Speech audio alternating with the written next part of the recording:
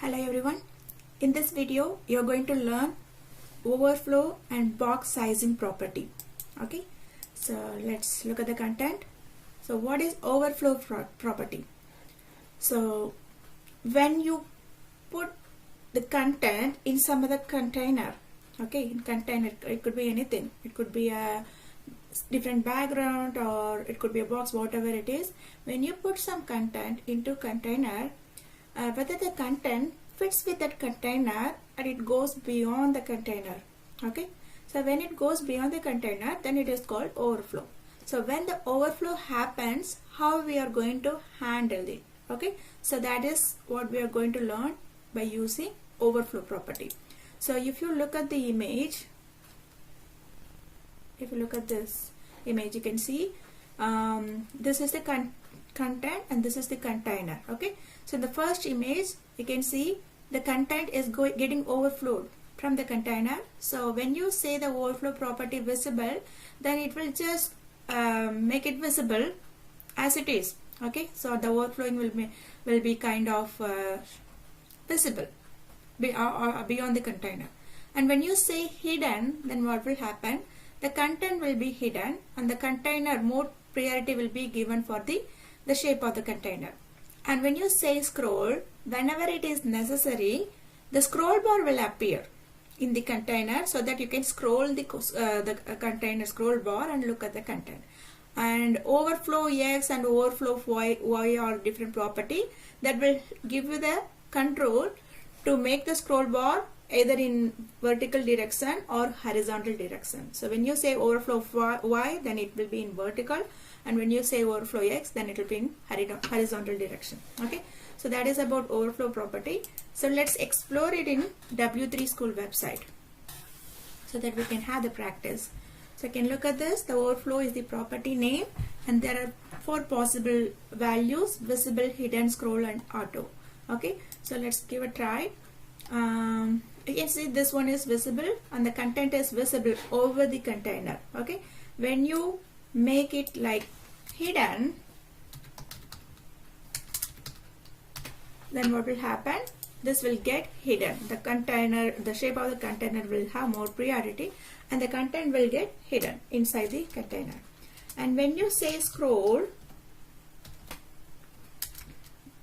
the scroll bar will appear automatically. Okay, you can see the scroll bar appears. And what is auto? When you say auto, the scroll bar will appear only when it is necessary. When only it will just maintain the shape of the container, and only when the content goes beyond the container, then it will create the scroll bar. Okay, the scroll value will automatically create scroll bar, but the auto value will create the scroll bar only when it is necessary. Similarly, the overflow X and Y value will help you to customize the scrolling. The horizontal overflow X will create a scroll bar in X direction and overflow Y will create the scroll bar in vertical direction. Okay, so that is about overflow property.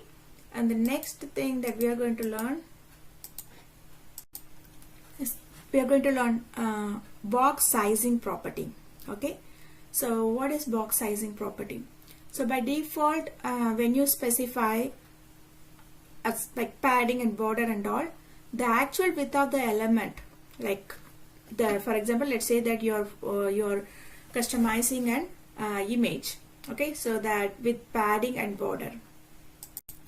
So when you actually specify the padding and border, on the top of the actual original width of the element, the padding and border will get added.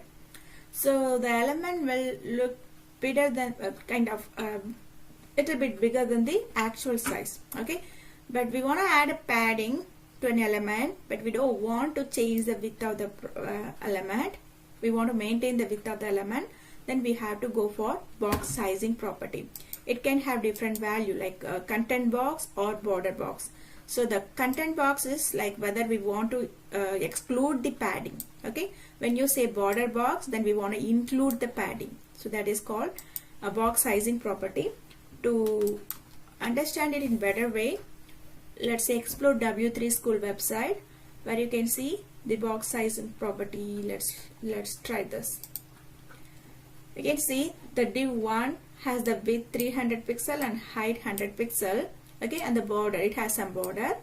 And in div 2, in addition to all those things, we are adding some 50 pixel padding. Okay, because we want to centralize the content. We want the space between the border and content. So here there is no space, but here we want to add some space. Okay, but when we add some space, you know, we want, our intention is we just want to give some space between the div, this div is smaller, between this content and the border.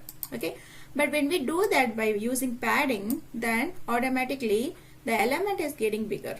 Do you see that? So how can we handle this? We want to add padding, but we don't want to maximize the size of the element. For that, we can go for box sizing property.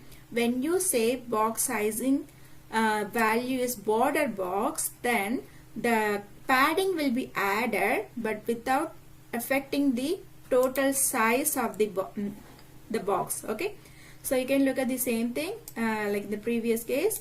We have done we have added padding over this. Okay, so our intention is adding padding over the content and the border, but we have done it. But here this time we didn't make the box bigger. You can see the padding is ordered without making the box bigger. So this is possible by using box sizing property. Okay, so here the box sizing border box, since the padding is 1 pixel, you don't see any difference. But when you say here the padding is 50 pixels, including the padding, the box sizing has the border box property. Okay, so that is the purpose of box sizing property. By default it is content box. When you add that as border box, then you can maintain the size without affecting the you can add the padding without affecting the size. Okay, so that is the purpose of box sizing property. So the next video you're going to learn how to make a horizontal navigation to vertical navigation and pseudo classes. Okay, see you in the next video.